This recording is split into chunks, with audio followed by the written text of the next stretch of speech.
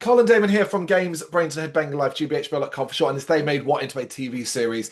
We're continuing with Earthworm Jim, episode 3 of season 1, Assault and Battery. Look, folks, you're going to get me saying this pretty much after every episode.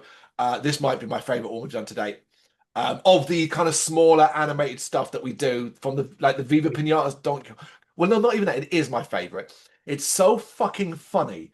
I laugh non-stop throughout. Honestly, the voice acting, the animation, the jokes. I laugh. I laugh. Like, I constantly laugh. I'm like, this is just Yeah. funny. So yeah, we're gonna give you a bit of a try and give you the idea of what happens in these mental episodes as we go along. Give you a rough idea of the enjoyment of it. But a cold open, because remember we're still in season 1, begins with Jim and Peter in trouble. What? As Professor Monkey for a Head has them right where he wants them on till he doesn't. Basically, it's the usual. Yeah. And Jim accidentally crushes the evil one, allowing them to escape.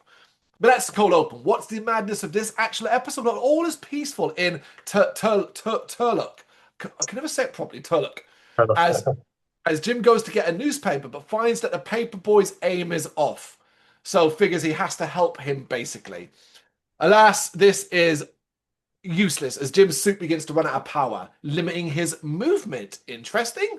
Okay, it's a touch, because of course you forget. I forget all the time. I'm like, oh yeah, he's a worm in the suit. It is. Which is really bad timing to run out of power as Queen Slug for a Butt has arrived and sends out our minions to get the suit.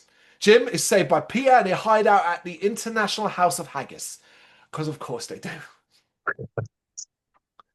It's there that Jim realizes that he's got to go inside his suit to find out what is wrong. And by inside it, he means really inside it. Yeah, I don't get it either. I don't even attempt to try and understand the logic of any of this. Yep, No? yep. It's kind I guess you could see it as an inner space job, right?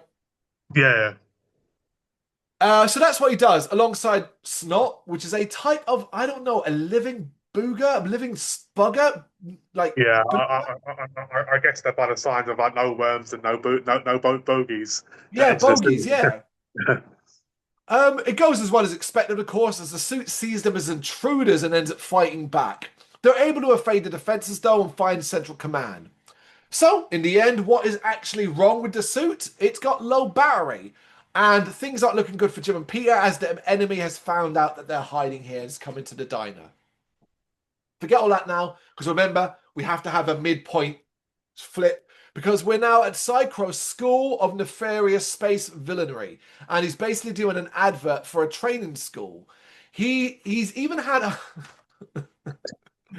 he's even had a modicum of success as we see Jim giving Psychro his own seal of approval for being like a good school for villainy.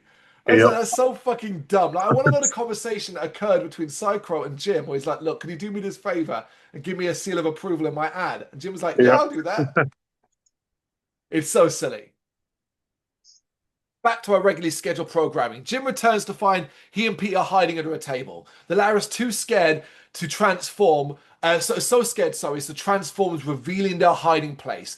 But don't worry, here's Johnny Dactyl, who is just some guy in a pterodactyl suit. Yeah. This is one of the hardest shows to review, folks, because all I is I'm just telling you the dumb shit that happens with absolutely like there's no story. There's a story, but it's not a consistent. It's just so all over the place. So my best way of doing this is just to point out the silly moments, and that's it, right? Trying to get home, Jim and Peter can only watch as Queen Slug for a Butt threatens to destroy Turlock if Jim does not give up his suit. They do eventually get home, and after a supercomputer fails to help, Peter comes up with the idea of, hey, you know what? If we need a new battery, why don't we look at the brand mark on the battery? Good idea, Peter. And they do, and find that it's powered by a God's battery. Gods. So naturally, what would you, obviously, don't go to a shop or anything like that. Go to the home of the gods to get a replacement. I was like, yeah, why the fuck not, right? Exactly. Yeah. There, Jim, Peter, and Snot meet some gods, but gods being gods, they just mock them and make fun of them. And actually, they're about to be destroyed when these gods remember, actually, they like meddling in mortal affairs. It's kind of a fun thing for them and stuff like that. They like getting involved. Okay. Yep. But it turns out this is the writing of this show. Like, someone was like, how do we get to the next part? And they went, What if these gods were useless gods? Or just Yeah. gods of like nobodies? Now, this is brilliant because this is reminiscent of Discworld, which is a big deal to me. And Discworld has a book, one of my all-time favorites, called Small Gods.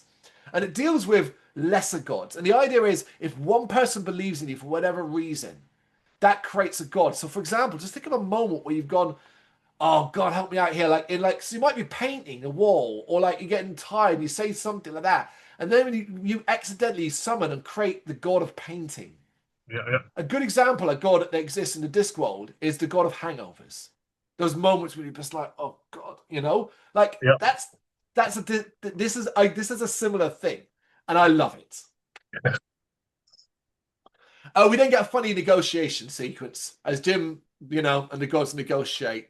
But he does eventually win, Jim, eventually. And back to full power, Jim defeats the Queen by throwing it into space. Again, I love the fact that a lot of the end resolutions are Jim just wins. Of course Yeah. he does. Of course. And it's very silly. But before Jim can use his, I'm going to just say what it is, his nose flute to celebrate, a cow crushes him. The crowd cow crushes him, and that's the end of the episode. Because why not? You know, why not? But yeah, just a nose flare. I was like, sure, why not? Like, and the thing is, the more you watch it, I feel like the more we embrace this. I've gone from like episode one being like, okay, this is going to be a hard watch because it's all over the place, to just be madder, just be dumber. Yeah. You know, I want it to be dumber. This is way more entertaining. Like, and each episode's obviously individual. There's no overarching story. No different to Viva Pinata or Donkey Kong Country, but give me this a million times over, you know? Yeah, it's funny, it's wacky, it's all over the place, and yeah, and it keeps you intrigued for the next episode. So We're certainly excited. Yes, I think yeah, so. But yeah, that's these reviews aren't going to be very long, people, because ultimately we're just telling you about the madness and the fact that we love it and we're here for it. Episode 3, Season 1 of Earthworm Jim, Assault and Battery. What do you reckon? Can you share our enthusiasm for it? Let us know in the comments. Thank you very much for watching. If you've enjoyed what you've seen, please consider hitting that like and subscribe button. It does help us out. You can find us at gbhbl.com and across all social media platforms. And if you really want to give us a bit of extra support, please consider buying us a cup of coffee over on our coffee page. Thank you.